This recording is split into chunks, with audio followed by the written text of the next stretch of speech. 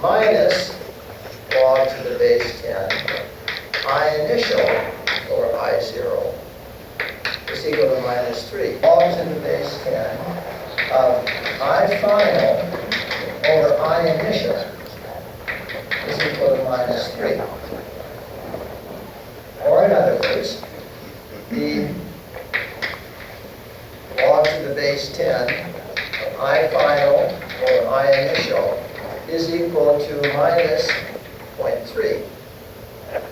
And therefore, I final over I initial is 10 to the minus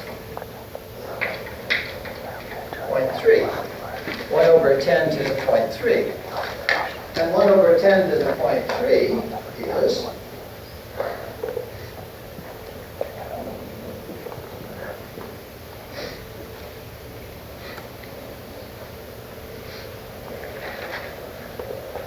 0.5.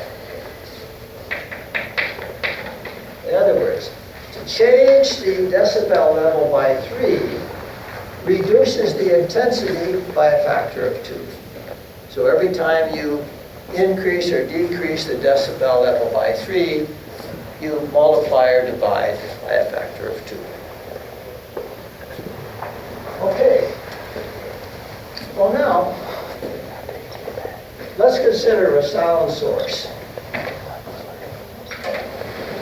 And let's suppose we have a 1,000-watt amplifier. So it can be a very loud loudspeaker. You might find it at a park or something. So let's suppose the power put out is 1,000 watts. Now, I'd like to know the pressure in amplitude at a distance of 10 meters, let's say. So, question is, what is the pressure amplitude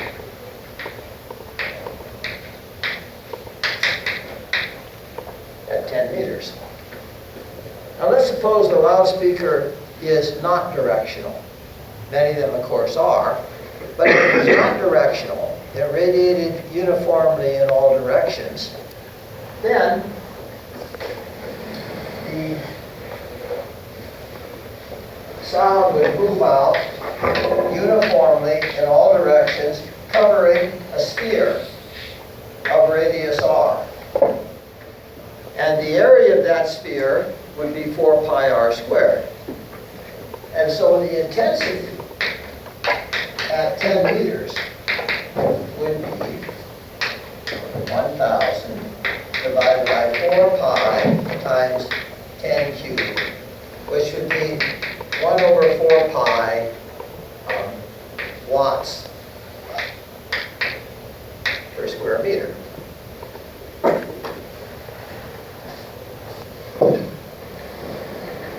Okay, now we know what the intensity is up here. It's given by this. Now, the amplitude in that form was the displacement amplitude. And the displacement amplitude is the pressure amplitude times kappa over K. So the amplitude pressure-wise is this thing, K times the amplitude displacement divided by kappa. So if I go up there to our intensity form, we'll have I. Now for the pressure displacement amplitude, I'm going to substitute kappa AP over K. So I'll have kappa AP over K squared times KF over kappa pi.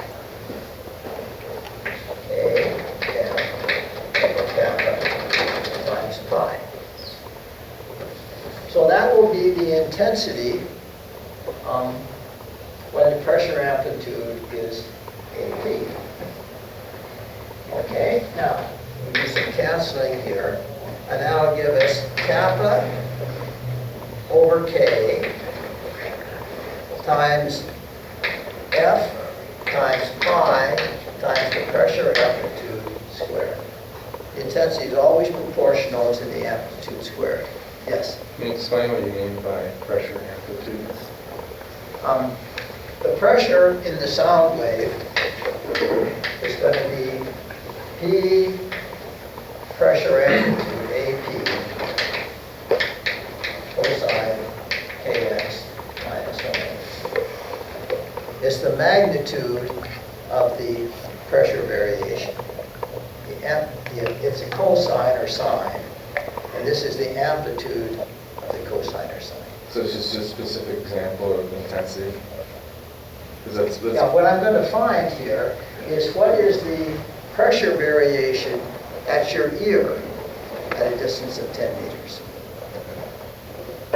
And that AP is going to be that amplitude. Okay? So,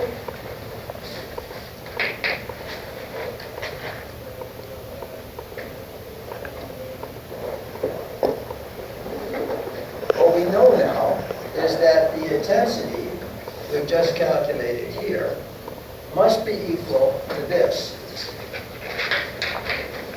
Kappa over K F pi times the pressure amplitude squared. Now, we know that the frequency is 2 pi times omega, the angular frequency. Well, let's do it this way. K is 2 pi over lambda. And so this expression is kappa, 2 pi down here, lambda up here. F times lambda gives you the velocity of the wave. You got a 2 pi here, the pi's cancel, over 2 times pressure amplitude squared. That was tricky. That was tricky. What'd you do? I'm sorry, honey. I didn't catch that. That was sneaky. Okay. I know I need K here, but K was 2 pi over the wavelength. And that was true because since the form is Kx, it should repeat when x goes to lambda. So K lambda should be equal to 2 pi because the sign repeats every 2 pi. And if K lambda is 2 pi, then K is 2 pi over lambda. See this, lambda is the distance over which the wave repeats itself. So when I increase x by lambda, I should have gone through a complete cycle of the sine. And the sine cycle length is 2 pi. So K lambda should be 2 pi, so K should be 2 pi over lambda. Okay. And I substituted that in for K here. When you divide, you invert and multiply, that puts the lambda up here. But frequency times wavelength was velocity for every wave. And so that made velocity, a pi down here, that cancels. So you got that. Okay, so this means that we can now calculate the pressure amplitude for the wave. So the pressure amplitude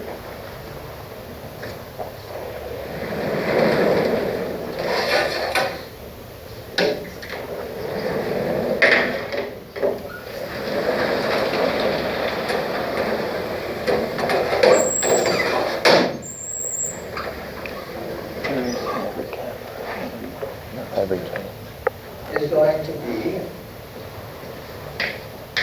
A pressure squared is going to be twice the intensity, which we've got up there, which is 1 over 4 pi, so that's 1 over 2 pi.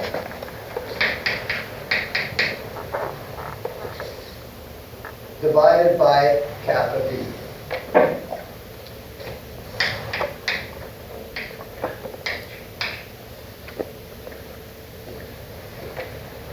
And so we can calculate, we know the speed of sound, we've calculated that already, and Since we've got that, then we can calculate the pressure amplitude. Now, for the speed of sound, what did we get? I don't want to read it right. I think it was capital rho, wasn't it? We calculated the speed of sound. And then 2 days ago before we did energy.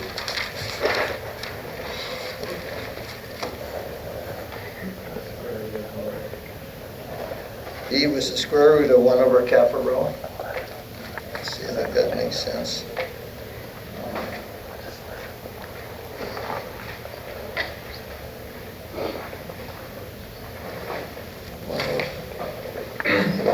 Let's just check the dimensions. That'll tell us if it's right. 1 over the square root of kappa rho. Now, that's right. Kappa, from its definition, remember kappa was minus 1 over d, dv dp, the b's cancel. So kappa is 1 over pressure. So that means it's 1 over newtons per square meter, and rho is kilogram per cubic meter. And so this is, now that's fine. This is Newton meters, which is energy, divided by kilograms. And so joules per kilogram.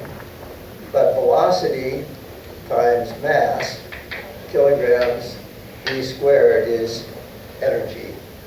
And so V should indeed be joules per kilogram square root. So this is right. Dimensions are useful things. They often help us. Okay, so what this is then is 1 over 2 pi kappa. And for V, we have 1 over kappa rho. So kappa rho to the 1/2. Okay, so we have a number for kappa, we have a number for rho, we can calculate the pressure amplitude.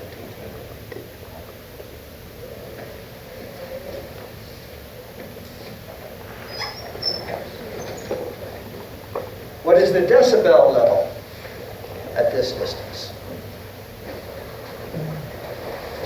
Now, to find the decibel level, we go to here, and the decibels are 10 log to the base 10 of our actual intensity, which is 1 over 4 pi,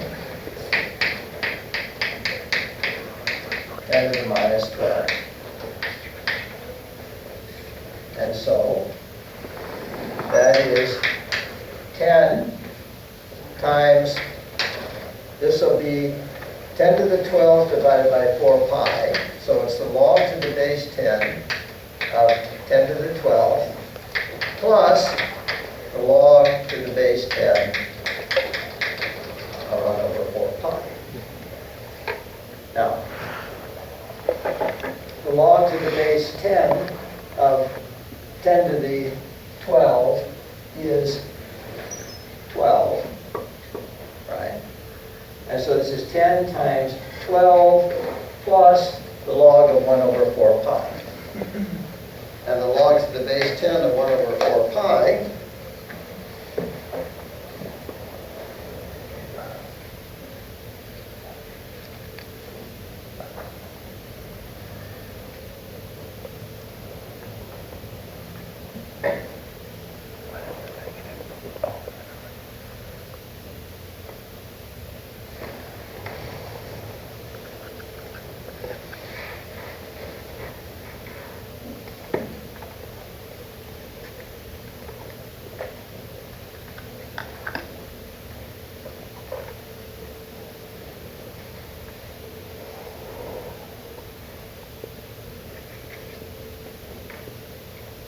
minus 1.09, and so we have 10 times 12 minus 1.09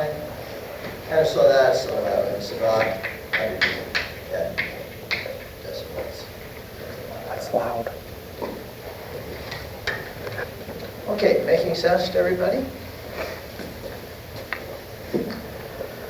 Okay.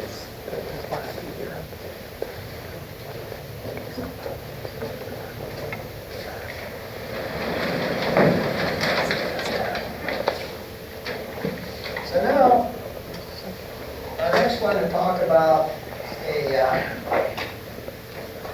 very familiar effect with all waves.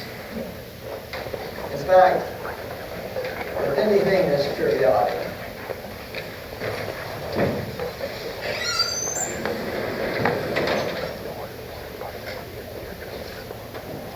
And that's something known as the Doppler effect. The Doppler effect comes in an enormous variety of different forms. Drive up the highway toward Bonneville.